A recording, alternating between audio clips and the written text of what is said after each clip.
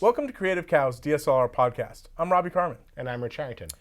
Rich, after a certain amount of experience with using DSLR cameras and trying to get critical focus with them by just using the focus ring on a lens, you're probably going to get frustrated pretty quickly, yeah? Yeah, the thing that a lot of people have to realize is that modern photography lenses are designed to very quickly autofocus when shooting stills. So the focus ring, only is like a quarter turn for the entire range. Right. And so as you're going through it, it takes a long time to find focus. So there we're zooming, but a real quick turn there, it's not a lot of movement. Right.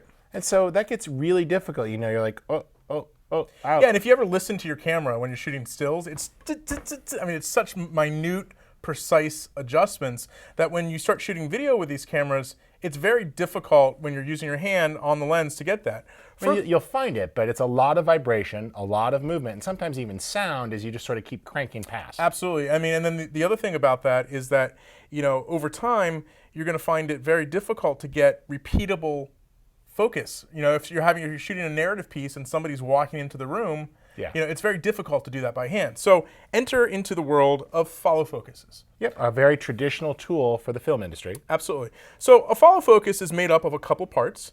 Here's an actual follow focus unit, right? So it has a wheel here and a gearbox. And on this guy right here, I have attached it to a rod system. But then on the actual lens, there's gears that are used. And these gears, can come in different sizes and formats and stuff like that. There's magnetic gears that you just click into place. There's ones that are sort of zip ties, or you can actually send your lens out to get it actually fitted with a pressed ring. Absolutely. And all of these gears sort of mesh with this gear. So as you turn, it takes a much bigger movement over here and turns it into small movement over here. Yeah, so you can see here that this gear is attached, the gear on the lens interfaces with the actual follow focus. They kind of have teeth that mesh together and move it. Now, I find with the follow focus, the other thing about it, with using the traditional focus ring, is that the feel is not so good. Sometimes they're too tight, sometimes they're too loose, and when you get to a follow focus, you get a nice, smooth, repeatable motion on it. Yeah, so rack that focus there, and you'll sort of see in the monitor here, as he can go through, how it's really easy to find that. So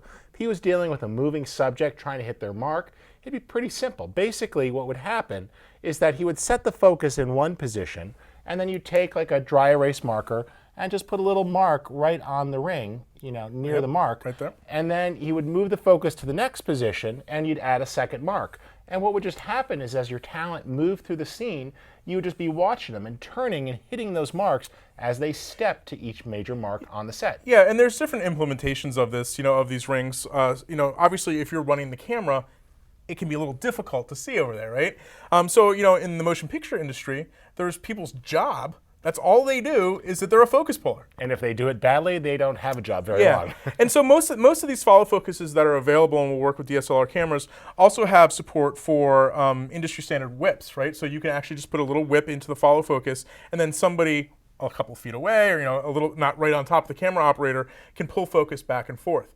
Now, I will say that with a follow focus, you can get repeatable, nice, smooth focusing, but this comes back to monitoring a little bit too. You always want to make sure that you're monitoring properly, and so just using the LCD on the back of the camera, even if you have a follow focus, you're still going to find it hard to get focus right. And you can't even really use the viewfinder, because if you're looking through the viewfinder, you can't see the marks on the follow focus. Now, ergonomically, if you're running and gunning, just having your hand out to the side gives you finer control, so you can use it as just a bigger focus knob. Yep. But if you truly are using marks and pulling focus, you absolutely need to mount an external monitor either to the camera or to the cage, so both the camera operator and the focus puller can see it. Absolutely. If that's one and the same, that's okay. You can have your camera on a dolly and you can be walking with the camera, but you're going to be looking in the viewfinder and pulling focus at the same time. It gets tricky, but this is often a 2 or even a 3-person job, so trying to do it all means you're going to have to make some changes to your monitor. Absolutely. And besides that, just getting into the world of follow focus, there is a little bit of a learning curve. Don't expect to just jump in there and automatically be like, oh, I can do it perfectly. As I said, there are people whose sole job it is to get perfect focus. So you need to spend a little time practicing before your next gig or whatever, going out there and practicing with it and understanding how it works and the back and forth and the play that's involved. I think what's important, though, to point out here is that a follow focus is not going to be the first piece of gear you run out and buy. I wouldn't say it's one of of the most essential pieces. No, but as It's when you step up and you start getting into moving focus, where you're going to have moving cameras, steady cam shots, track, things like that. So it's really a level 2 or even a level 3 shooting device. Yep. If you're buying a follow focus before you've bought a good tripod, your priorities are kind of screwed up. Absolutely, and and to that end, I mean, But they do look cool. They do look very cool. Make your rig look nice and professional. But there are a lot of companies that make these guys, and some of them are on the high end. Like this guy from Zacuto is a very, very nice follow focus. And there are some, that can be had for relatively cheap. I know a company, Defocus. I think their follow focus is only a couple $100. So the difference that you'll get in some of these are the amount of play that you get on the actual follow focus ring, how the gearbox is constructed, and so on and so forth. But when you do decide to step up to a follow focus, it really does open up a whole new world of not just creative possibilities, but also, getting better images because your hand's not on the camera and so on and so forth. Well, there you go. Give a follow focus a try. You can rent these or find someone who has one, see if it impacts your shooting style positively. My name's Rich Harrington. And I'm Robbie Carmen. And thanks for checking us out with CreativeCow.net's podcast. And head on over to the website where you can check out really active forums as well.